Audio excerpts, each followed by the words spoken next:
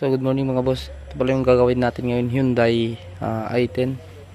Hinihila to kagabi kaya nakita ko kagabi. Engine crank but not start yung nangyari dito. Hinihila kagabi. So ito yung gagawin natin ngayon. Try natin ng powers natin kung kaya natin gawin. Hyundai i10. So hello mga boss, ito pala yung ginawa nating Hyundai i10 2012.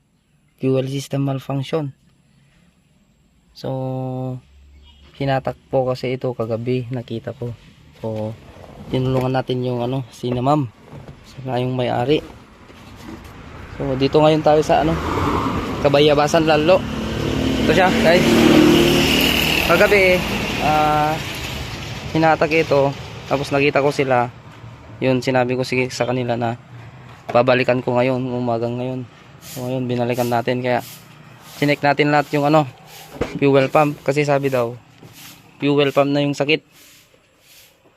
Kaya tininis natin lahat kung gumagana yung fuel pump niya, yung regulator niya. So okay naman.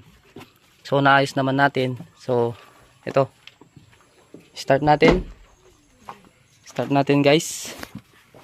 Natin mga boss. On, start. Ayun, mandar na. So okay na, at nagawa natin ng powers natin. So ito siya guys, Hyundai i10 from Kabayabasan Lolo. All goods. So mga boss, road test tong Hyundai i10. Kasi ang problema niya is malfunction yung fuel pump. So trinay nating ayusin. So road test ngayon natin.